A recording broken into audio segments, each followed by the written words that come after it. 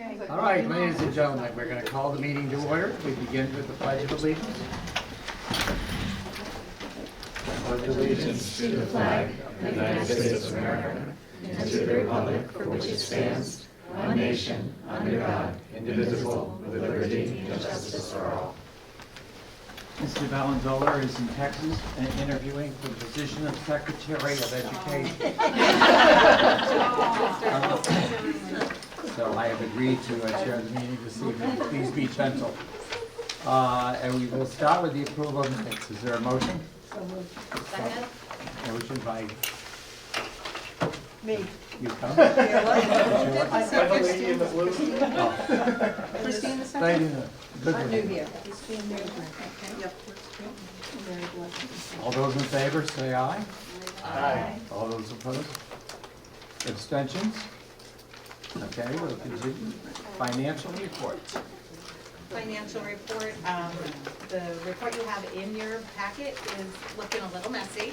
We know it needs to be cleaned up, which we typically have done by this time of year, and we are not there just yet. But we will be. We have a budget subcommittee meeting on November 4th, so by next meeting, we will have a very clean report. Yeah, that's just about, usually we make transfers. They tend to happen in the October meeting based on negotiations. We just always make sure we meet with budget subcommittee first so that they can approve the transfers before we come to you, and they have not had a chance to meet. So we'll have that vote in November. Thank you. And we have student reports. And Ben, want to lead off? Sure. All right, I've got a pretty lengthy list this month, so I apologize in advance for that. So the last month has been fairly busy for the student body. So starting on September 25th, National Honor Society welcomed their new members through their induction ceremony. Here, members were taught the 4 pillars of National Honor Society, those being character, scholarship, leadership, and service. This year we had over 70 new inductees with several speeches from faculty, and overall NHS seems to have a great start for the school year. The following day, so September 26th, the Massachusetts Association of Student Councils held their annual President's Dinner. This year we sent our Student Council President, Stella Boudet, along with our advisor, Ms. Laval, out in Framingham. And there they connected with other presidents of student councils across the state, sharing ideas with and bonding over their enjoyment of student council. The week of our homecoming dance, so September 30th to October 4th, we held our Homecoming Spirit Week, which was just 5 days to help students get more involved for the football game and upcoming dance.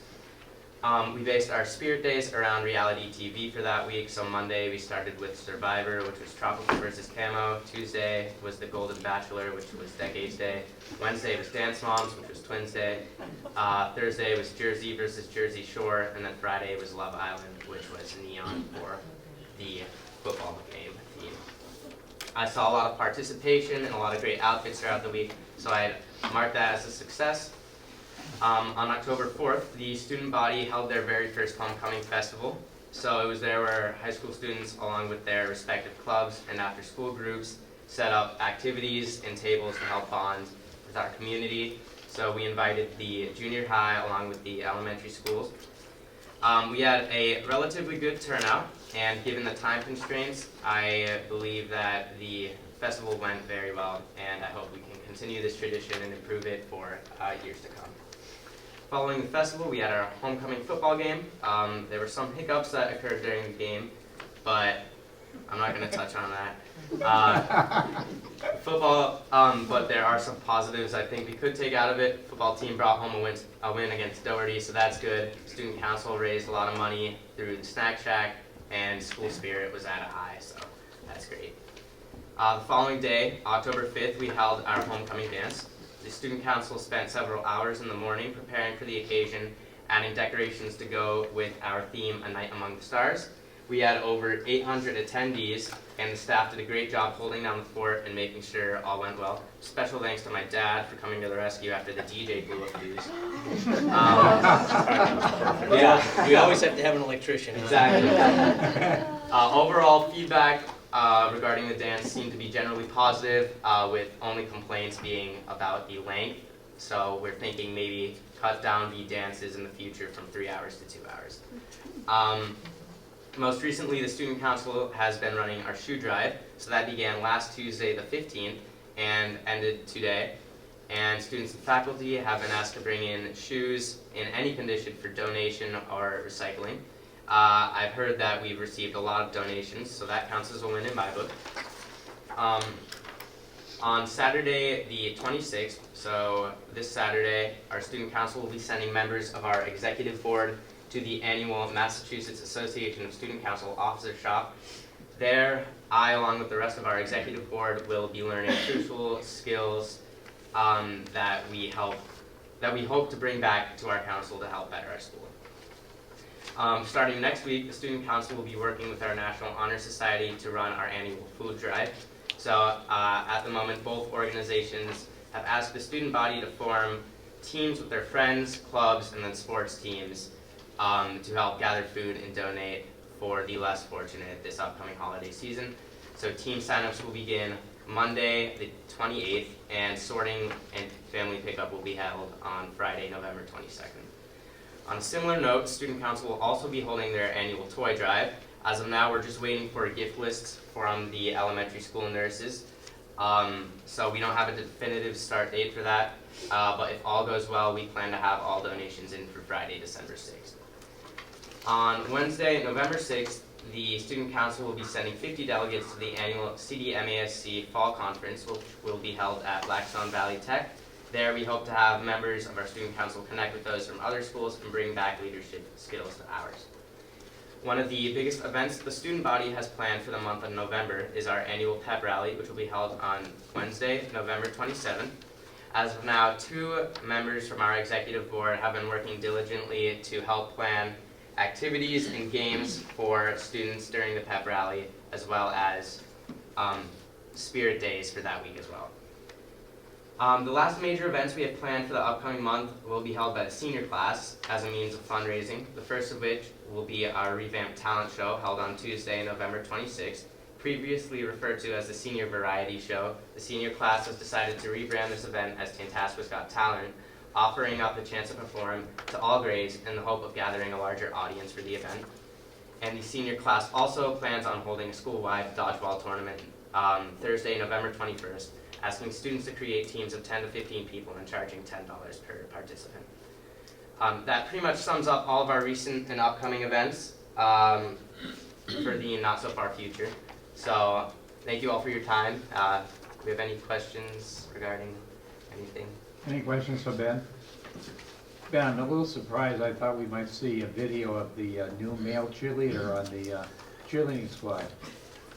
There's been enough videos of that, Mr. Haggerty. For those of you that missed the first run, I think there's going to be a repeat. I need another shot. My timing was off. One more home game. All right, we're moving right along. Ethan? This month we started up our Skills USA program, which we are putting together students who want to show off their trade skills at a district level, which will take place in March 25th. They will do their testing for their skill level tests. Then if they go from districts, they'll go to states, which is in Marlboro. It's a 3-day competition where we show off our skills and get potential scholarship opportunities. Skills USA also recruits people for helping out in the craft fair, which funds us so we can get our budgeting so our students can go to Skills at no cost to them. But on other notes, I'm going to tell you about the 9 shops and what they've been doing for these past month. The freshmen in health careers are doing awesome. They have been respectful and engaged, and there has been 0 cell phone issues for us with our first 3 freshman group. Sophomores have wrapped up the fundamental units in our curriculum, the legal and ethical issues in healthcare unit, sparked some amazing discussion and activities for training the students' rights and responsibilities. Contrast and compared with patient rights and responsibility, patient confidentiality, and the respect through social media, defamation of character, compared and contrast with students, invading privacy through social media and cyberbullying. The juniors are finishing up all their vital sign units and honing their vital sign skills. They are excited to be performing hands-on skills and have been practicing on our incredible sim mannequins and on each other to enhance its simulation. Seniors have finished their Alzheimer's Association habilitation therapy training and will be presenting their Alzheimer's sensory board peer projects as a culmination of their training. Students are also completed their American Heart Association and first aid training and CPR. They have been working in the clinical setting for a few weeks, and the initial nerves are wearing off, and they're beginning to settle a bit into their routine. Our Health Careers Walking Warriors team for the 2024 County Walk on Alzheimer's walked in Worcester to help Alzheimer's. We had 25 students and family members walk for the cause, and we surpassed our fundraising goal of $2,000 by raising over $2,700. Health Careers Junior Adeline Colin and Health Careers Senior Nalani Sadowski are members of the DESI and CMAC this year. Meetings will begin in October, and a regional chair, Adeline Coleman, will be leading the team of 31 student delegates to work towards better, safer, happier schools in the state of Massachusetts. In Machine Shop, the freshmen are making their own keychains. Sophomores who have finished the safety test, some are working on the machine's setup tests, and those who already finished it are working and qualifying their first test part to prove that they can hold tolerance before choosing a project. Juniors are divided into two groups. The lathe group finished the plumb bob and the test bar projects and are learning how to thread before moving on to their third project. The mill group is working on their 1x2x3 block project. Seniors are working on multiple projects, and below are a list of completed projects. They worked on how to mill an engine block and how to mill a 3-point thing. That's fortunately set out. It's a whole different language. Yeah, it is. Freshmen begin rotation 4 this week. Sophomores are working to earn their OSHA 10-hour certification and PC Pro certification.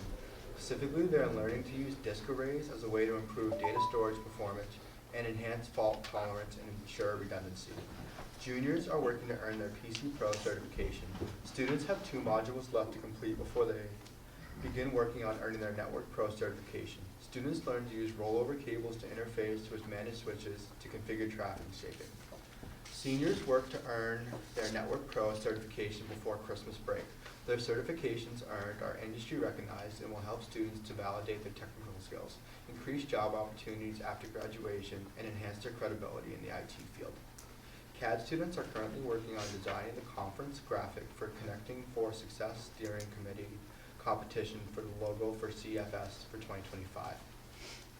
The carpentry students are currently working on a 2-story addition with a 2-level exterior deck. The walls are completed and the floor joists are being installed for the next level.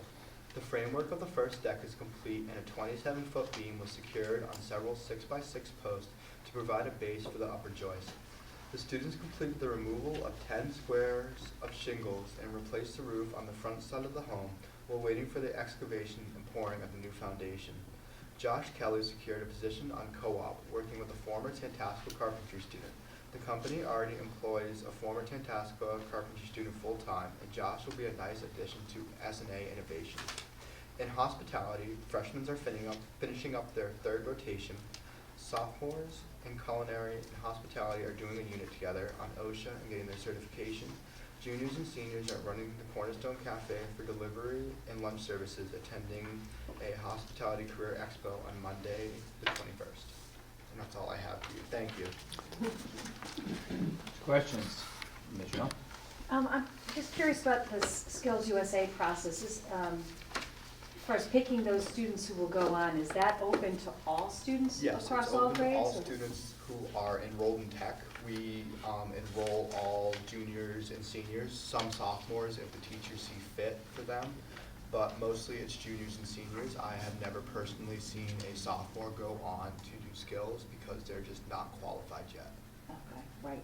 And that's up to the student to choose Mhm. And the to teacher go as for it, well, and the yes. teacher? The one thing we try to encourage is any student who goes out on co-op, we encourage them to participate in Skills USA, and pretty much we're almost at 100%. Those kids want to, as you say, Yeah. show off their Yeah. skills. And does every school always send reps, or is there a threshold beyond which some schools will not be able to send? Every school with Chapter 74 sends it.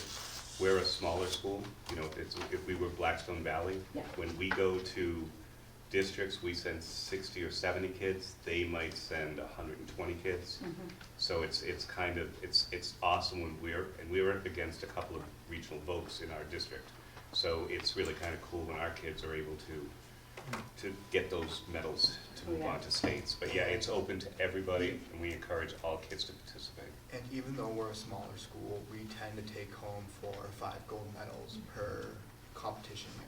Oh, I know, our results, you know, we always get the report, Yeah. the results are always great. I just didn't always understand the process to get to that point, so thank you. Yeah. You're welcome. Any other questions for Ethan? Thank you very much. We're moving right along to Mr. Sturgis in the junior high school. All right, well, excuse me. So we kicked off, we had our Halloween dance, the ever famous Halloween dance last week. We sold a record high 426 tickets out of 577 kids. That's a lot of kids showing up to a middle school dance. So it was a good night. We had 0 discipline issues. It's the only reason I wanted to bring it up because it's such a good night.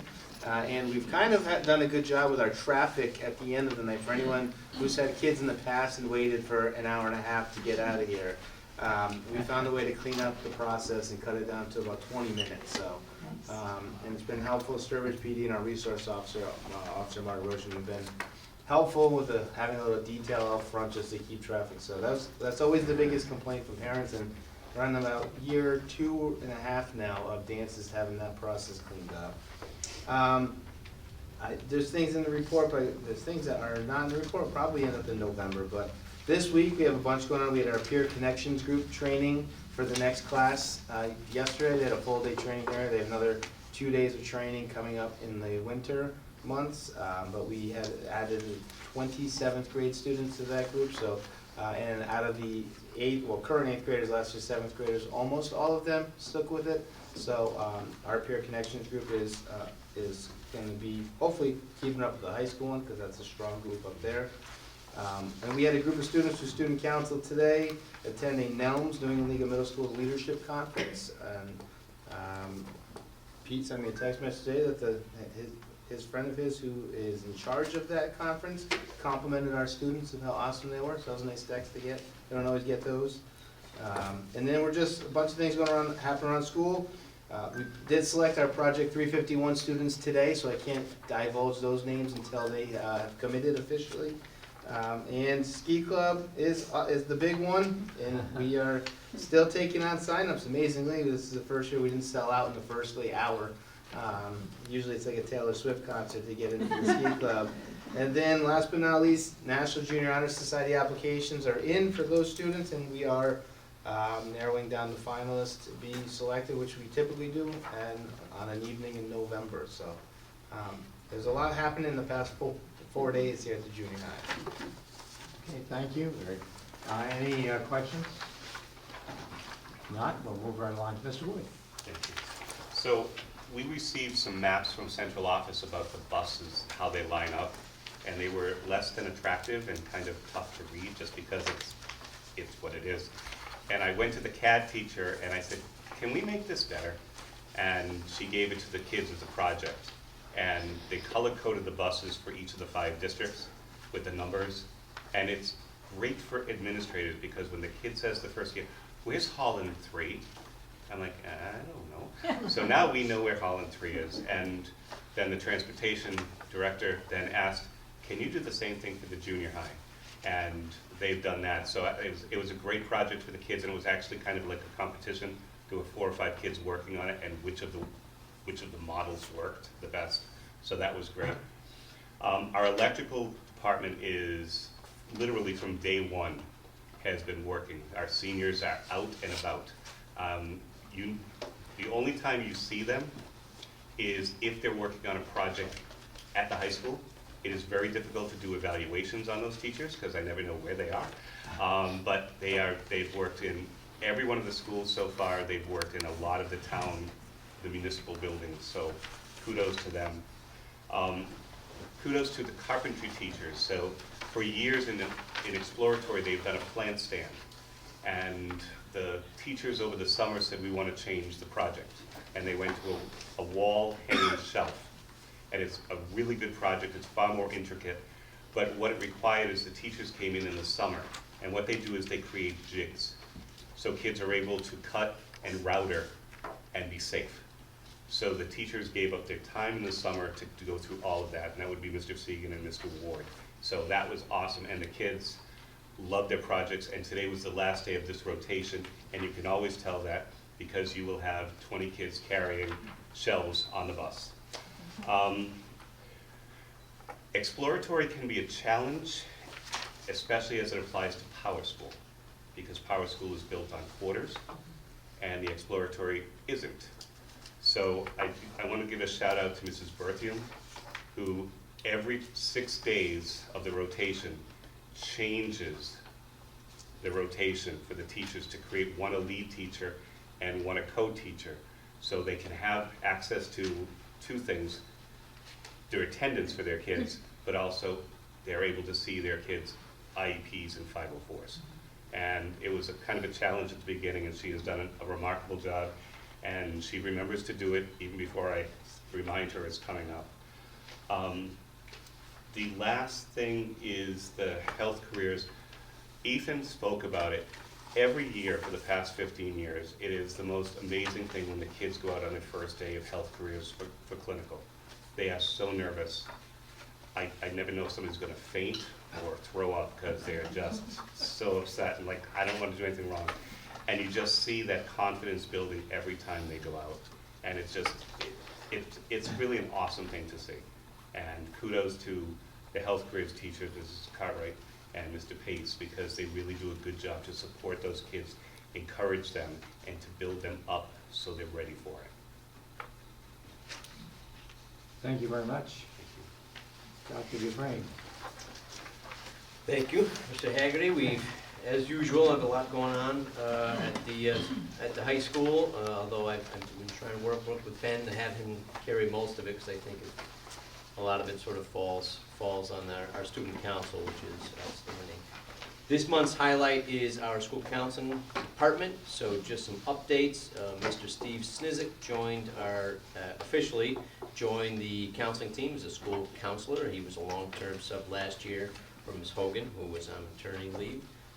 We've made some changes to responsibilities. Ms. Flanagan has resumed sort of her responsibilities as the sole 9th grade academic and technical counselor.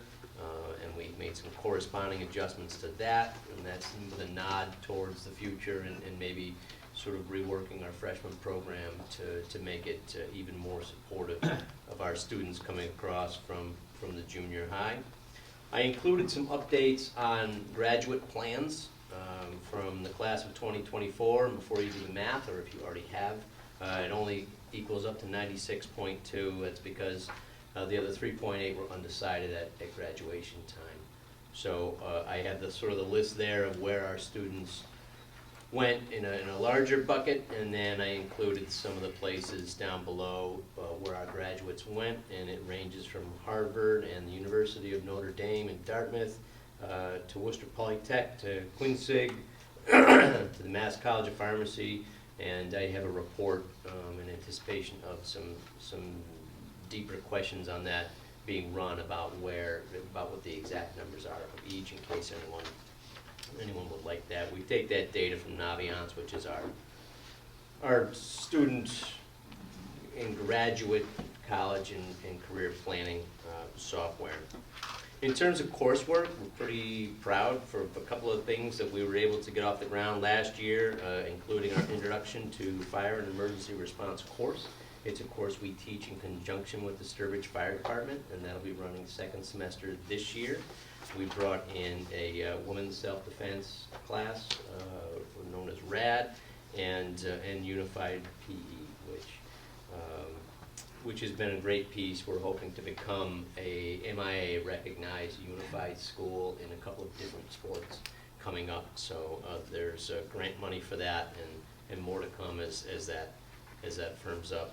Then finally, our first year foundations course, we rewrote our first year freshman curriculum. It is essentially a freshman success skills class.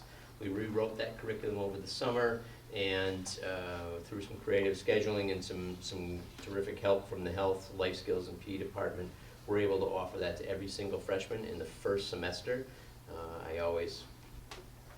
I never want to offer sort of the first year foundations class in like the fourth quarter of the year when they're no longer, they're almost out the door.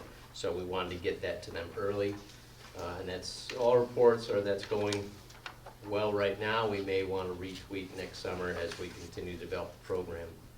On October 1st, we held our college and military fair. We had over 60 colleges and 5 branches of the military in attendance, and we had an excellent turnout. Down below, I listed the AP data after I made sort of reference to our A push scores, our AP US history scores. I went back to school the next day and had some, I got a talking to by some of our other AP teachers who also have terrific numbers, so I wanted to make sure that I included them.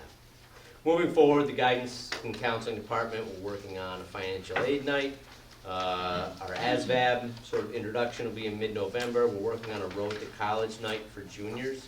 I'm not sure when we'll be able to get that off the ground, but it's in the works.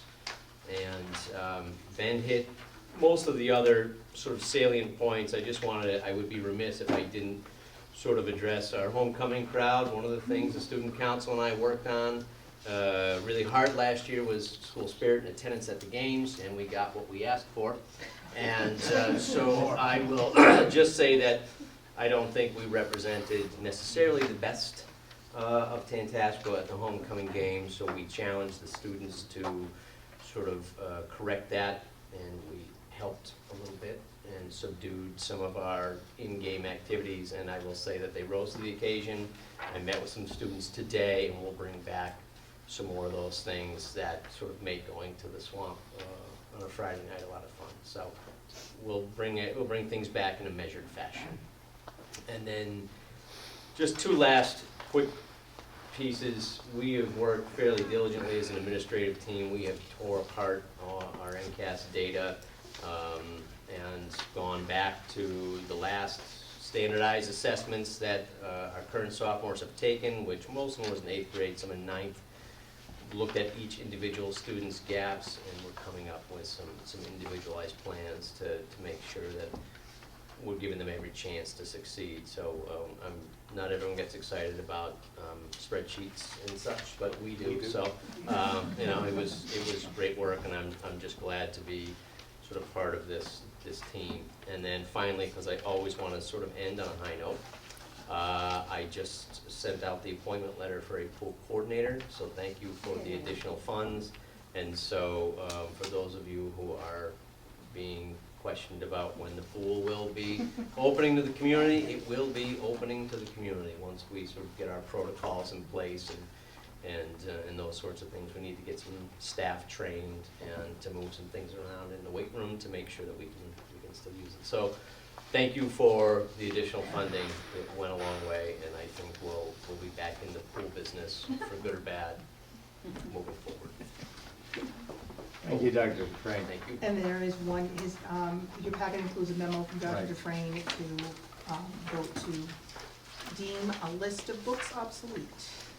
So our obsolete library book list is in front of you. We follow sort of the musty protocol that is sort of the school standard, and that is, are the books misleading? Are they kind of ugly, which means are they well loved or destroyed, whichever way you want to take that. Is there a new edition of the book? Is it trivial? Is it irrelevant? Or is it easily obtainable elsewhere? I think you'll note it's a long list. We did a lot of work. I would say that probably 95% of those are either duplicates or they don't circulate anymore. So there's no nefarious books there that we have to. Johnny Tremaine's not there. I like Johnny Tremaine. I'm sure some of these weren't, the last one to take it out was Andy Dunn. There was a book in there from 1969. So. Yeah, you might owe some library fines too. All right, motion? I have a question. Yeah, question. So do you have any idea, or I would be interested to know, as to how much circulation there is these days of the actual books? You know, especially I can understand student reference books, et cetera, but especially the fiction, you know, nonfiction, really how much is being used? How many So- Checked out? right? Yeah, You're checked saying out how- versus, you know, using Kindle or not doing it at all. So I can run a report and report back on that. Curious. I will tell you that I asked a similar question last year when I started, and we have this library full Right, full of Right. books, and frankly, in the back room, VHS tapes, but right. one thing at a time. We have the Avid Readers Program, which is really popular, more Good. popular than I thought Yeah. it would be, and so we had more circulation, more books being taken out than I would have guessed. Not as many as I would have hoped, but there's a lot of different ways to get, you know, I mean, I read on my iPad every Yeah, night, and yeah, it's just, okay. my You would think library- even the avid readers, that probably the majority of them are using some type of digital copy and not taking the actual physical book out of the library. No, I can find out. It was, I did ask last year, and Yeah. it was, I was surprised. I Yeah. thought it'd be closer to 0, Yeah, but right, it was not. exactly. So I was, Okay, thank you. but I will have that next month. And I'll make a motion to declare these books obsolete. Okay, is there a motion, is there a second? Second. Second, Laura? Okay, any further discussion? If not, I'll call for a motion or a vote. All those in favor say aye. Aye. All those opposed? Passes. Just a quick question for Pete. Is this the full list of AP classes that we, the tests that we, This is a full list of classes that we test in. Biochem. No, psychology's not on here, so it is not. okay, I was just curious. No. All right, thanks. Is psych AP or is it that Megan? consolidation curriculum? Well, we have a psych. No, it's AP now. psych. Okay. Yep. I just have a question about the testing section. Yep. So because this came up last year in curriculum, the October 19 PSATs, is that the test that allows them to qualify for the additional scholarship? And was that communicated to students and parents?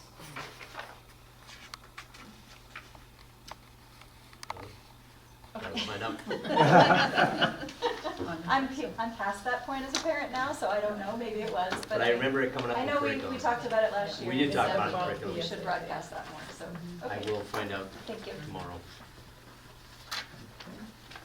If there are no further questions for our distinguished principals, we'll move on to committee reports and start with budget. As Kristen said, we have a meeting on November 4th at 6 p.m. Other than that, there's nothing to report. Thank you. Technical. I will be getting a meeting on the calendar after tonight, and I speak to our members shortly after program advisory. Okay. Curriculum. We have our first meeting on Monday, October 28th at 6 p.m. And bylaw and policy. We did meet. Would you like me to do both the unfinished business and new business now? If you'd like to do them now, we can Yeah, do they're them now. quick. We did meet on October 9th. Our next meeting will be on November 13th. Before you, under unfinished business, we have 4 policies before you on second reading. None of them have been changed since our first reading, so I'd ask that the committee either amend, adopt, or rescind as noted on the agenda on second reading. The, doesn't require a motion. All those in favor indicate by saying aye. Aye. Those opposed? Any abstentions? Okay. And then under new business, we have one new policy before you on first reading. It's a policy that's new to our district. We don't have anything like it at this point. It's to bring our electronic messaging, specifically, not just electronic messaging, but specifically emails, within the open meeting law. And you'll see on the copy in front of you that we amended the policy to elect one of the 2 options available to us under the law. Schools can either designated member of the central office who has to be CC'd on personal emails of school committee members, if that's the way we go. We elected the other option, which is allowing the district to assign district emails to all school committee members. That meets the open meeting law in terms of protecting those conversations, and those are all archived and kept on our system in that way. So that's the only change to the policy, is electing one of the two options available to us for staff and employee emails. So I'd ask that the committee adopt policy BHE on electronic messaging on first reading. Okay, there's a motion to adopt the policy. All those in favor, or any questions? All those in favor, say aye. Aye. All those opposed? Any abstentions? Okay. And then we just have two policies, organization of instruction and occupational education, policies IE and IHAI, asking that both be rescinded. Both of these policies are a bit antiquated. In the years since they came about, we have rolled this subject matter into other more comprehensive policies. Neither MASC nor any other school district that I'm aware of has them as standalone policies, so we are asking that they be deleted as being repetitive of what we already have. Okay. The motion to rescind. Any questions, discussion? If not, I'll call for the vote. All those in favor say aye. Aye. All those opposed? Any abstentions? Rescinded. And that's it, Mr. Haggerty. Is that it? Yes, You sure? I am very sure. All right, then moving right along to negotiations. No meeting, no report. Okay, building and plant. No meeting, no report. Okay. And that brings us to the superintendent's report. So we're gonna start right, I mean, I have a few other small things. I'd like to get right into the MCAS. I do wanna make note, there's a high school concert at 7 o'clock, and I do not know if any of you have children performing, so other than MCAS, there's very little, so anyone should feel free to cut out, you know, if you wanna head out of here 15 minutes, if we're still talking MCAS, we can catch up afterwards. I've got very little, you know, FYIs about a couple of things coming up, so I did wanna note that, no pressure, Jody. Yeah, right. I do this 6 times, so.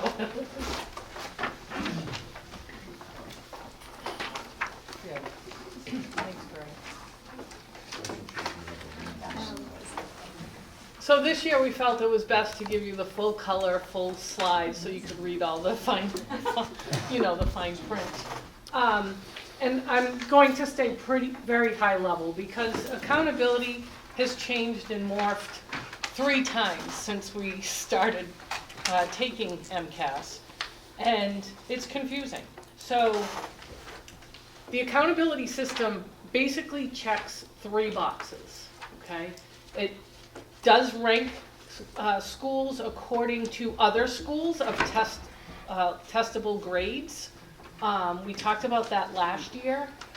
So for instance, I'm going to put it as an example, the junior high test accountability, the norm reference, is in the same bucket of schools of 3 to 8 testable grades. So their accountability is ranked with elementary schools in our district, also across the state. Any testable grades that test students in grades 3 to 8. So, and then the high school and the VOC are completely separate buckets, only for 9 to 12 high schools. So that's a norm reference.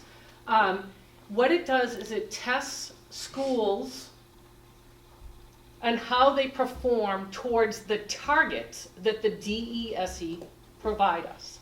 Unfortunately, those targets do not come out until after the first of the year. In fact, last year was the latest we've ever seen those targets. They didn't come out until March. So we're at a bit of a disadvantage. This year, they promise us that they'll get us the targets soon after the SIMS reporting gets verified through the state, and we'll get them by January. Still, half of the school year is over, all right? So the third target, just down here, says exactly how schools perform, whether we're moderately meeting targets or whether or not we're exceeding those targets. So now we'll look at each school separately. This is poor quality, but you have you have the same sheets in your chart. So I'm gonna start with the junior high. I'm gonna say the same things for each of the schools so that we can look at what chart, every chart the same. The junior high, again, is different, in a different testing bucket than the senior high and vocational. This is the first year that we have actually seen a 2-year data set.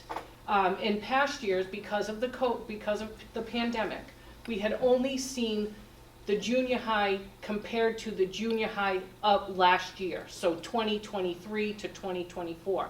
You're gonna see in this chart, right here at the top, that we're actually waiting 2 years of data for the first time since the pandemic, which brings down our accountability percentile, because it's a 60-40 instead of 100% of 1 year. So this weighting is going to definitely be an indicator in years to come.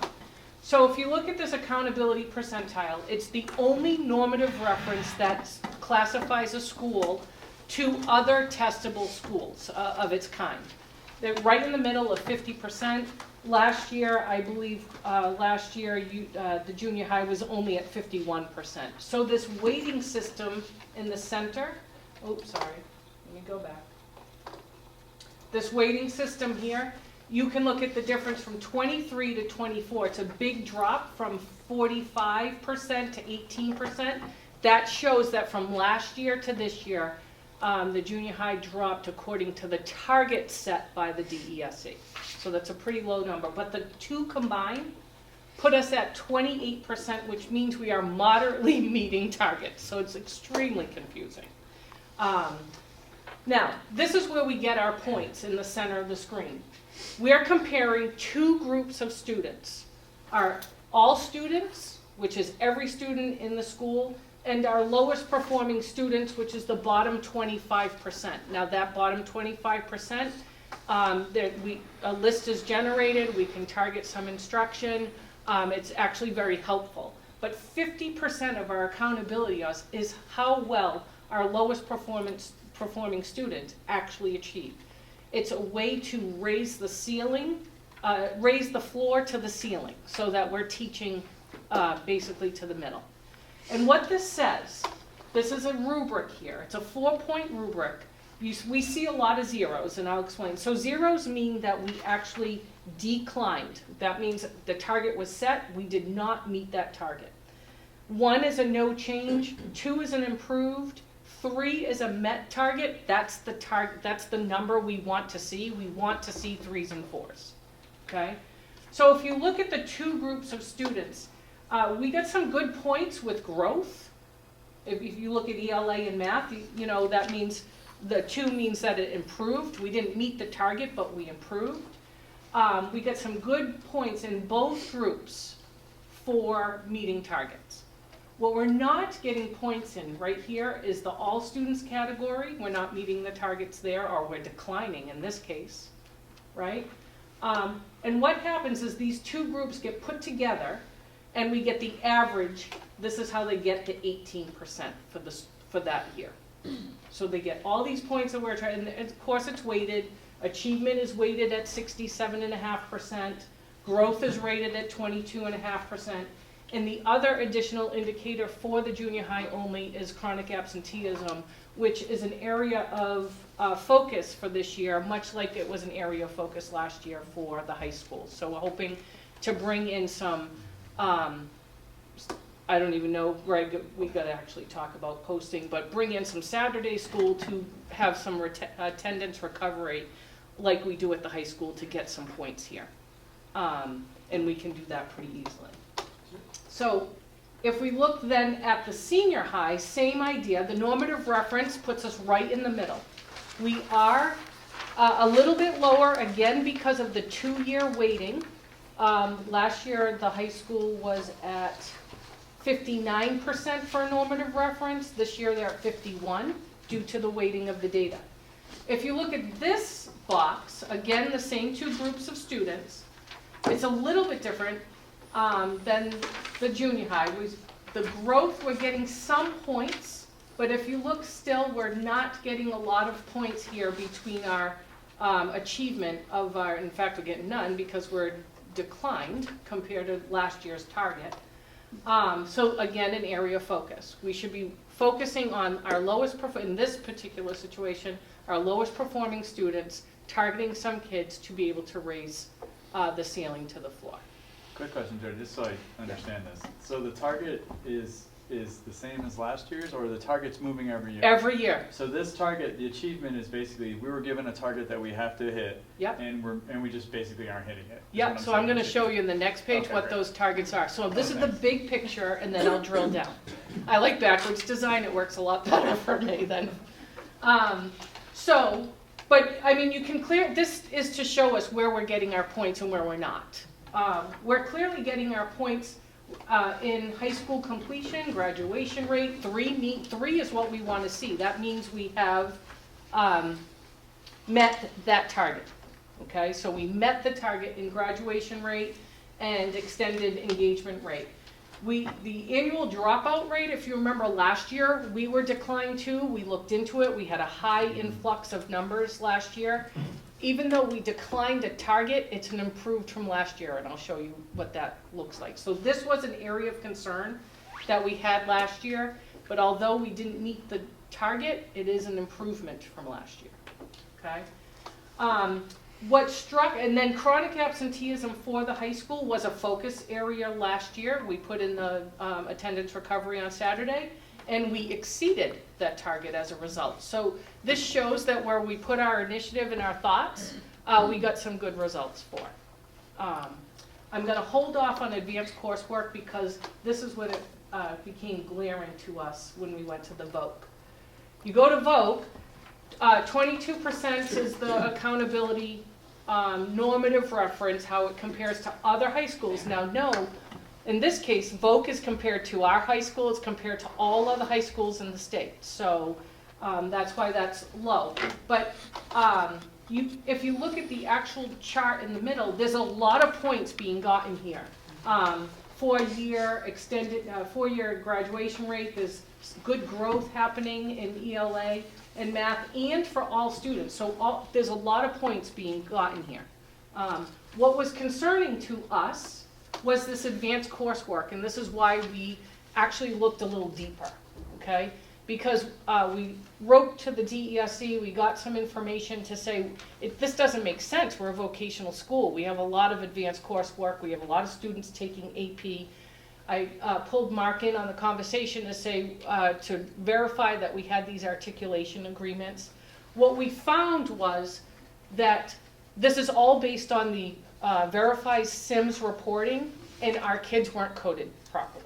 So you're going to see next year that although the 0 for vocational and high school, the senior high, we're going to go from probably 0 to 4 because every one of our vocational students have an articulation agreement and get advanced coursework credit. They just weren't coded correctly for the SIMS reporting. And that's we can't do anything about it because that's what we verified to move forward. But we have a corrective measure, and we already corrected it for this year. So that's a good sign for us. So this is big picture. This is how we get our points. Any questions before I move to another section? Mm-hmm. Is this info now part of the school report that goes out with college applications, you know, that one-page school report? Does this kind of detail show up on that, or is it simply? I don't know that it goes in those reports, but it's public knowledge on school and district profiles. All schools, right? Gotcha. Okay. Anyone else? Okay. So now we move to the achievement results, and this is where the rubber meets the road. This is where we determine what target, what we actually need to get for a target. And you can see in your own, like for instance, the achievement for the junior high. In 2023, the achievement level was 497.2. In 2024, it's 496. So it was a change of 1.2. So that's how we get a decline. It's because it's decreased from the target. The actual target in 2024 was 490, that's difficult for me to read, but it was 496 or 98.9. And 551 students took the test. That's what N stands for. And the point was 0, meaning it declined from the target. So you can read that. What I find fascinating about this chart is it really indicates where we are from pre-COVID to now. So these indicators on the right-hand side, the recovery path, even though it says recovery path, means that the score is lower now than it was in 2019. So we still have some work to do to get our achievement level to where we were pre-COVID. So they indicated here, the DESE said, anyone who's a path forward or any indicator that's a path forward means that our target is higher than it was, is higher now than it was pre-COVID. Any number that says recovery path, our number is still below pre-COVID. So of this particular, I counted them just to get an idea. So the junior high has 22 indicators, and based on last year's student population, of those 22 indicators, 13 are higher than they were in pre-COVID. So that's good. We're not lagging anymore. We may have been declined from last year, but we're higher than we were than 2019. So that's how the breakdown of the accountability. Go ahead, Mary. Is the state average roughly the target, or? So the target number here for all students is to be 500. Once you get to that 500 mark, that's our goal, is to get all kids to 500. Okay. Once we get to 500, growth slows down and achievement slows down. Because the rule is here, we're supposed to improve growth to improve achievement. But once you get to a particular point, it stagnates. You're going to see that in the high school. Because their targets are over 500, and that's hard to achieve. So it's a lame excuse, but it's a good excuse. Once we get to 500, we don't know how to improve from that point forward. Except for start raising the bar for kids over 500 completely. Can I just say one Sure. thing? Just saying, no, it does match up, because we're actually above the state average in almost all of our scores, and you're seeing all negatives and declines, but we're, even in our ELA scores, we were 6 points above the state average in our 8th grade ELA last year, and you see negatives and declines, so it's not indicative of. Yeah. compared Well, to the targets are state. set based on school performance. So The prior year, right. Yeah, from the prior year. Yeah, that's why I wasn't sure what the state was. yeah, we'll see that in another graph, actually. So that's the junior high. The senior high, again, look at their achievement for just English language arts. In 2023 was 512 thereabouts. In 2024 was 508. It's a decline from year to year, but it's still tremendously higher than the state average. Okay? So I look here, again, we're seeing our points and the fluctuations, but I look at the recovery path versus the path forward. In the senior high, I wrote down that there's 15 indicators total because of the number of students tested, and 7 are higher than the pre-COVID years. Because we're only competing against ourselves on this graph, okay? And then the vocational has 3 more indicators than the high school because the special ed population, there are more students in the special ed, it's over 20 students, that's the target number, at the vocational tech versus the high school doesn't have more than 20 students flagged for special ed. So they have 3 more indicators on this chart, and they are, 12 of those indicators are higher than pre-COVID years. So we're getting back to where we were pre-COVID, which is great, and now we just got to keep moving forward. So that's how we get the targets. Teddy, does that answer your question? Yep. Yeah. Okay. So now, growth results. The idea here is to get our target for meeting and exceeding achievement. We want a 70% rate. That really is the target. That's what the DESE declares of being the target number. So we want 70% of our students above 500 so that our growth and achievement comes up to the top right. We're right in the middle. We're a little bit above the state. I got it by grade, so you get your all grades here in the middle, a little bit ahead of the state. they're at 49, the state is about 50% achievement and 39% SGP. Oh, just the reverse, 49, the first number is SGP, sorry, and then the 39% is achieved for the state. So we are a bit higher than the state in both ELA and math for junior high. We're going in the right direction for senior high, definitely above the state. And then ELA at Voc Tech is low, and then comparative with achievement and low for SGP.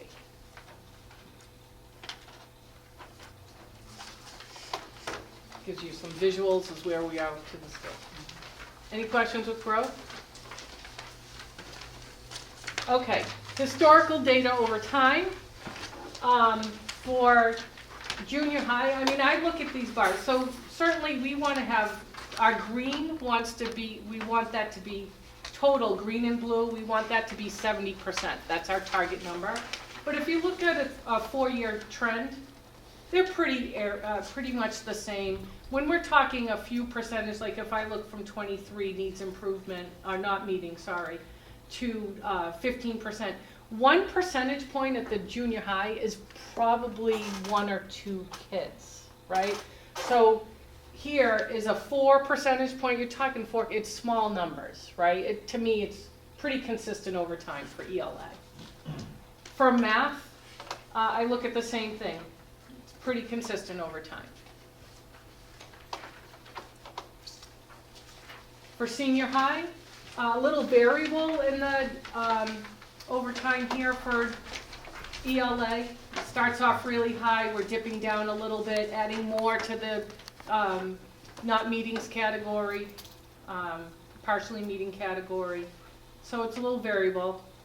And then for math though, a little bit more consistent. We start off really high here, 633. These are the numbers we'd love to see again, 63 and 17. Target is 70, right? So starts off high, dipping down a little bit at the end. And then vocational, for ELA, started off low. They're increasing their numbers in the partially meeting category, but at the same time losing numbers in meeting and exceeding. So we want to go left. We want to go right to left here. We want to see more students in the upper 2 categories. And for math, dip down too, again here. You can see starts off fairly strong and then dipping down. That's a historical trend. That's what I have for high-level data. Any questions? The principals have some improvement opportunities. We talked about them in our pre-meeting. I don't know if they want to share what their improvement opportunities will be for this year. If I can, just before, because I would like them each to talk about what they've identified in the Bergland. Just 2 things that I want to remind you folks of, and I struggle a little bit. It's not reflected here, nor is it something that I really want to hang my hat on, but anyone who saw the news when this stuff came out, statewide ELA is a struggle. They've dropped, so it's not okay at all. And I personally feel we should be farther above state averages than we are. But there is a statewide ELA struggle, so we're going to hear a lot more conversations about ELA as the state starts focusing, as do we. On the high school end, I'm just putting out, I struggle every year because I don't want us to drink our Kool-Aid and believe our spin to the point that we think, when, Michelle, I cringe a little bit when the question came out and I don't know the answer, and I hope none of this data ever shows up in our kids' packets, because that high school data is just so frustrating that I can't get a report that puts it all together. Because I want all my kids across the street combined into one report and tell me how it's going, because they all have the same math, science, and ELA curriculum and teaching. So it's really frustrating to always be trying to tease out, and I love, and the principals are gonna talk about their focuses and drilling down to the individual child is the way to get there. But it is so frustrating that we can't see it all together. So one looks nicely high, the other looks horrible. Somewhere in the middle is where we really are. Right. And it's really, we just always have to remember that, and I struggle with that. And remember too, when we see things, not only somewhere in the middle is where we are, but when we're looking at our trend data, we've been trending more students into the tech school. When we look 5 years ago of what the N was between non-tech and tech, that's shifted. So when we look at a trend, even that becomes really hard to say, what number here we, really gonna bite into and make sure we're giving the kids all we're supposed to be, and that's when they start drilling down. And that's my point. So Yes. hard for us to It even is. understand the It data is, and and it's organize it for frustrating, us. and I I don't know how have you conversations present with it. every year with Desi, what do we do, can I get this? Why is it this way? I'm there again already, I've already sent my emails, I was like, when can we talk? Because Right. it just makes me a little crazy, but just the reminder for those that don't remember. Anyway, if the gentlemen wanna give a quick, So we. you already kind of referred to. Yeah, we spent a lot of time last year, we were pretty upset, well, I was pretty upset with this data. We spent a lot of time last year working on extended engagement amongst our subgroups, which went up by 10 and 10.1 points respectively. When I saw that, I was kind of waiting for my blue ribbon application. And then we looked at the rest of the data, and I was upset. I mean, statistically, we can do better in the all students, I feel.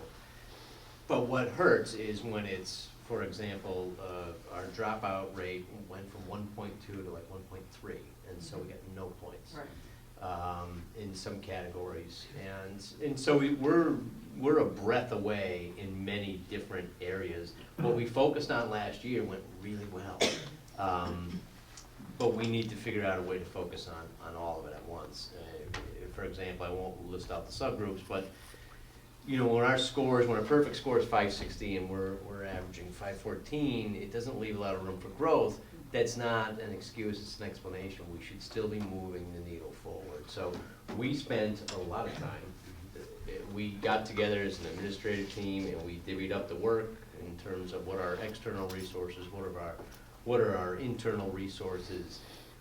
We identified, I killed about 3 highlighters, and we went all the way back to their 8th grade standardized testing, what bands each kid is in, and then how we can develop individual plans to move forward. Because at this point, at this performance level, that's the only way to do it. And it's great that we're a top 50 high school in the state of Massachusetts, but not if we should be a top 15, right? And that's where we want to maximize our potential. Whatever that is that we top out at, we're not there yet. And I think we're a breath away in a lot of different areas. This bothered me, and it'll bother me all year until next year's meeting, because I know how hard our teachers work and our faculty works, and I think we can, with a few tweaks, I can enjoy next October's meeting.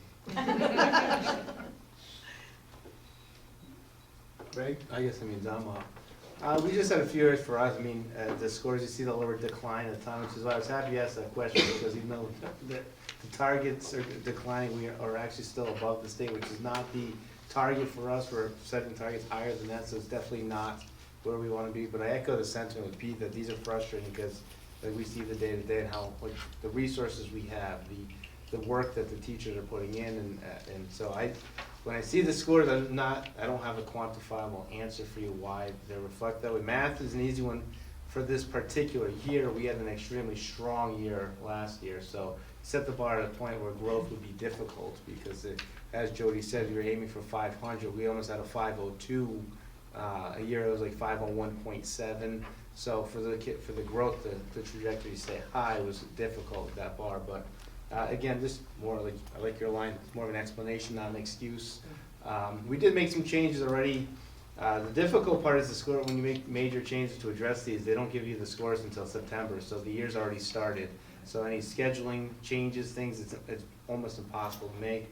We did change our special ed programming kind of scheduling piece, how we target our special ed kids. That's definitely an area of where we need improvement. They declined as an overall score significantly in that group. So kind of similar what Pete did, and I'm sure most principals in the area do, is target our lowest level learners and really have specific plans for those kids. Work with, if they're not special ed, general ed kids as well, to have some sort of plan in place for individualized kind of structure, help them with their scores. And our department spent, we have that PD day in September, analyzing the data. One of the negatives right now, and again, not an excuse, is for us getting better for the future, is they didn't give us the MCAS questions. They haven't released the questions, so it's hard to take the data and look at where we went completely wrong. So if they don't give us that data, it's hard to have a clear goal on what to target. But reading and writing is an easy one.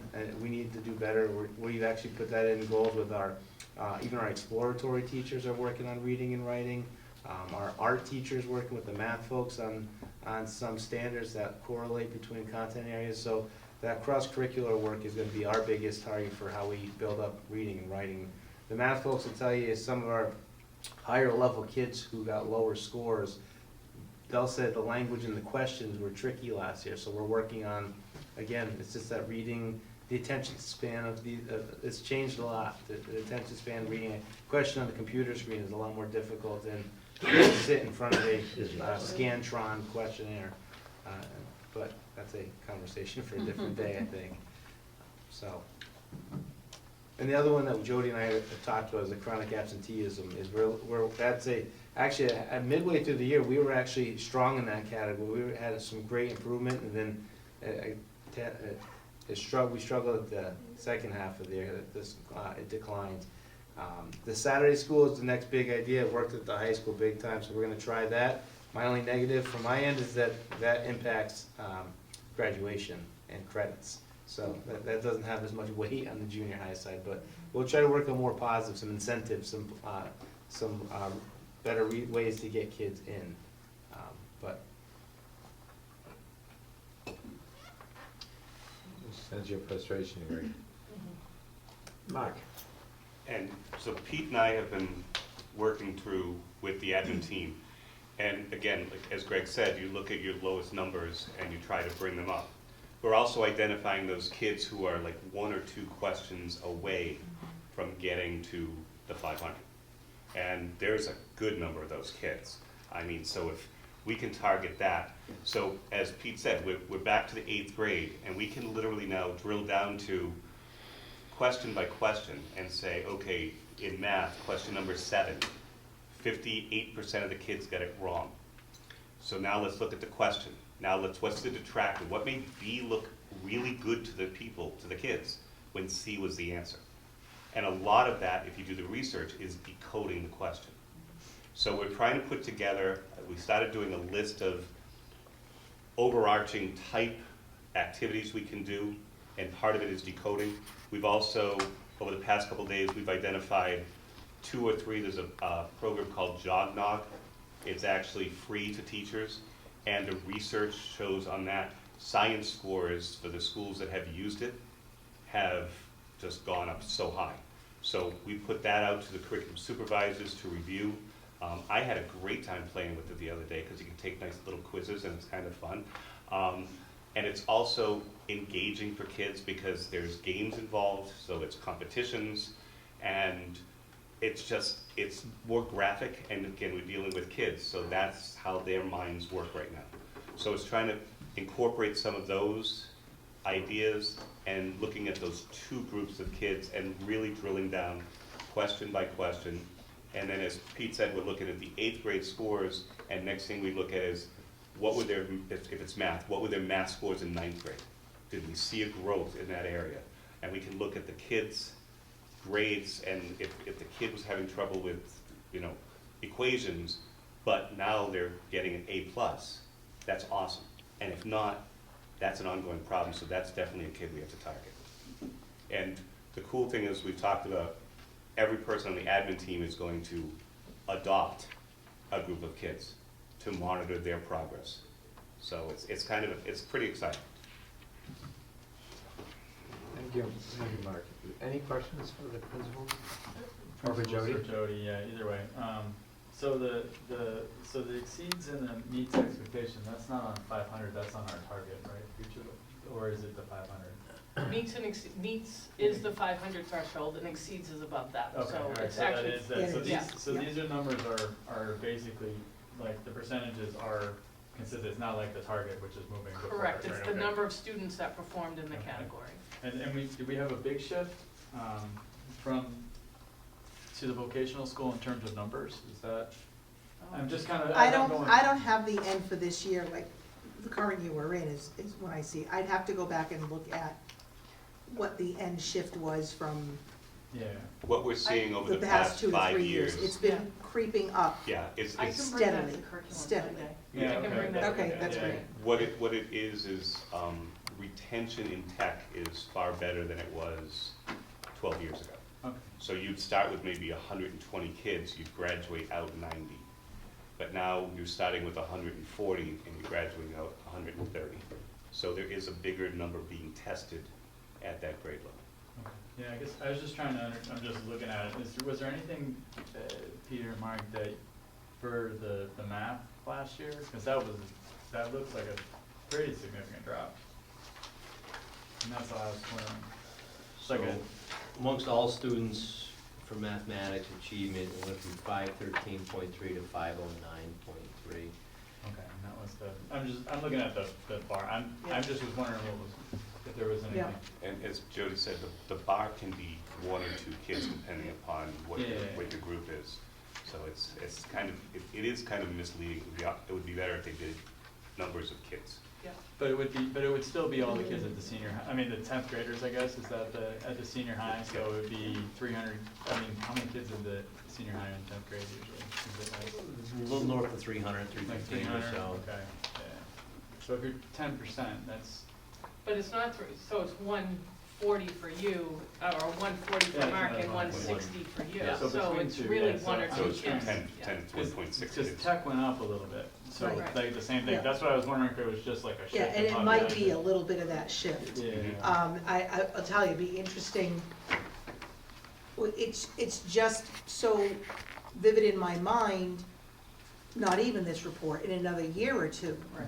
Because if you'll recall, we reported last year for this year that it's the first time ever we had so many 8th graders that wanted tech for this year Mhm. that we thought we were gonna need to lottery. We were worried for the first time ever we were not going to meet every 8th graders. So the numbers have gotten to that point where we don't have the capacity and staffing or space to add more units of tech. We're maxed out and we're pretty quickly, I don't think we ultimately needed to lottery, did we? Did We we did get not, them all in? for in-district, every kid Yeah. who applied Yeah. was accepted. But we actually may had- be there in another year or two. Right, because we have kids who, once they got there, then put in applications, and it's the only way they're gonna get in is if I have some kids who decide they wanna leave at the semester break.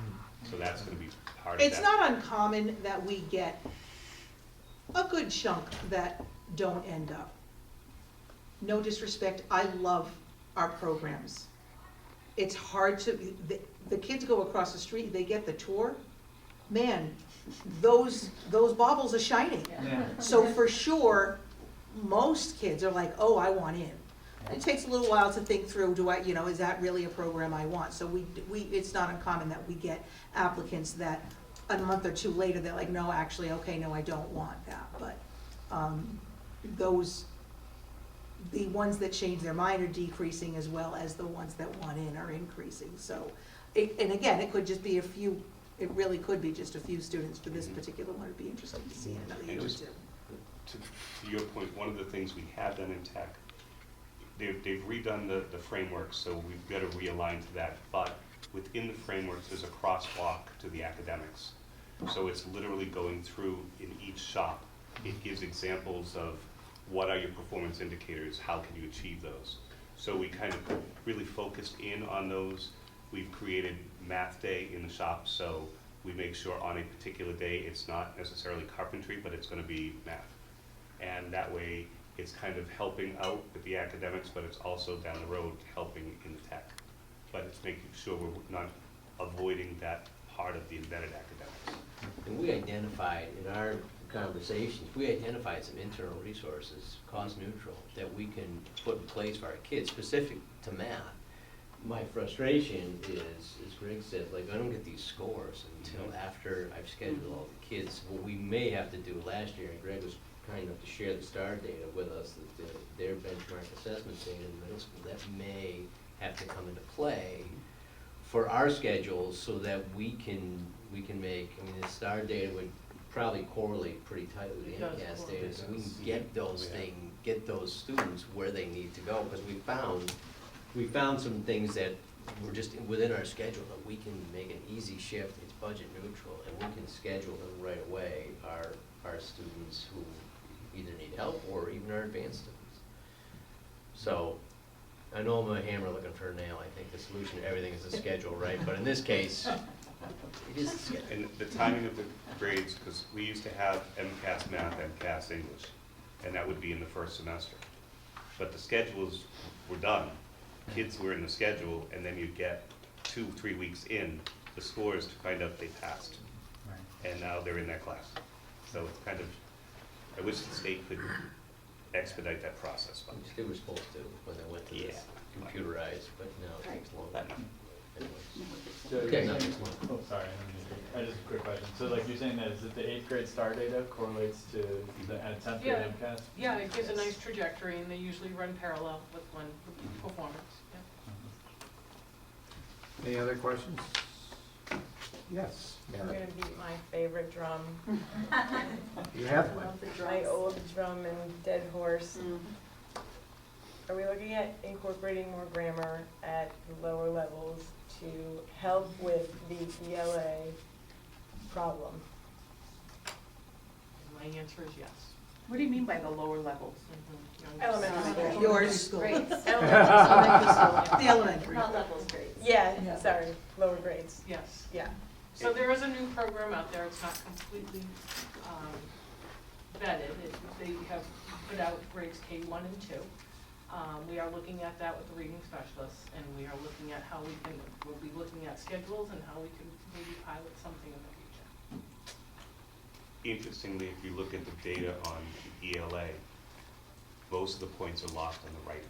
And Because they don't know how to construct a sentence, because they have never diagrammed. or they can't decode it, realizing they're asking for 3 separate things, and Right. the kids only give one answer. Right. So it's kind of, that's a focus. All We've of talked those about things. English needs to, But yes, we are specifically looking into programs that are just newly published.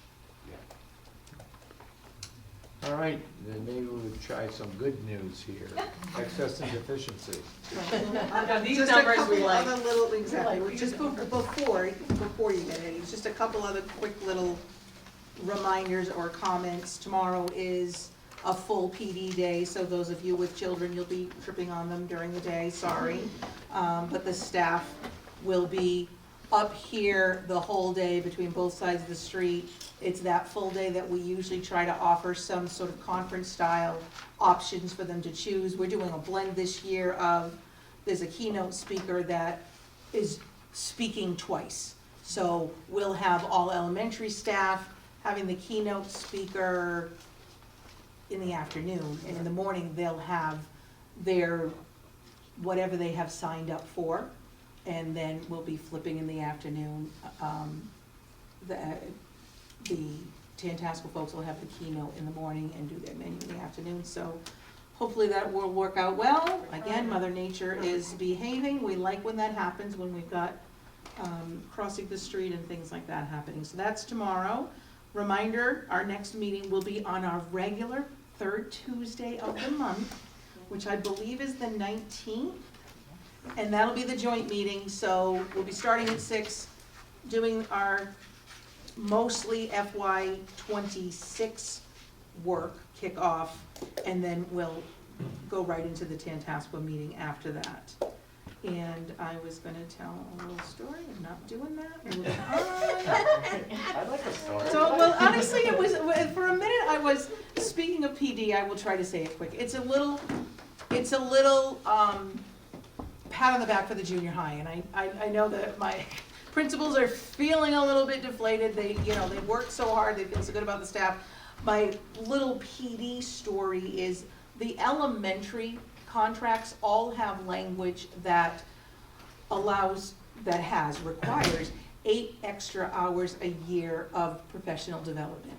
Historically, it's been building-based, decided on by the principal, whether it could be small groups, it could be some agreed-upon individual project, 8 hours worth. This year, because we were feeling the need, there were so many initiatives going on, and we want to make sure we use PD time as consistently and robustly as possible. We're trying this year assigning, we did 6 hours and giving 2 hours of travel. So bottom line is 6 times this year, we're having the professional staff come up here for an hour of collaboration, grade-alike meetings and a number of other things, and then recognizing they have to travel. So we planned it all for here. We planned it for 3:30 because junior high would be empty, parking lot and building would be empty, and on comes all elementary, only to find we totally missed that. Yes, we know junior high has their late sessions, so a third of the staff would typically be here doing a late session until 3:15 is their contractual. Let me tell you, we had a traffic disaster, but it's okay for all good reasons. The junior high staff, far more people are here for far longer than we really thought through. So we'll be changing the next few and kind of dividing and not having it all happen here. But to me, it was, you know, it is a mess, and the elementary staff may not have been happy, and we were a little late, didn't get a whole hour of PD time out of them, but I was really thrilled to say, you know what, the problem is we actually have staff who are here longer than they need to be, and it certainly was more than what you'd think, just the third with their late night. So thank you to junior high staff and Mr. Sturgis, and I felt maybe that would help a little bit to hear. Like an old Our late nights too, our Exactly, clubs right. activities, we've had some days with more kids at Yeah, late buses yeah, than regular. it's far more buses. active than we think, and it's great, it's great. On a note of that, though, we're also doing transition meetings similar from 6th to 7th and 8th grade. Those are starting up this month, so that we can have those transition meetings as well. So we're getting grade alike K to 8. We will eventually bridge to the high school, I'm hoping, real soon for 8 to 12. Yeah, I know, I'm gonna mention it, yeah. All right, so that'll be, all being said, I'll roll right into communications, just the FYI there that our E&D has already been completed, certified. We're in line with what we've done the last couple of years as far as timing. There are many other districts that don't get their certification until well after January 1st. You can't legally vote E&D until you've gotten it certified, so we're right at 5%, which is the max where we were last year, so we're in a good fiscal state, and on we go. We have not heard yet from rural aid, but we're still waiting for those figures. Hopefully by the end of the month is what we're told. Christmas is coming. It is. That is it. All right, we're at this point where we're entertaining public access. Neil? Anyone? Just, hello, Mr. Lamar. Mr. Lamont? Okay, if none, open forum? No open forum? Then I would entertain a motion to adjourn. Those in favor, say aye. All those opposed? We are adjourned. Thank you all.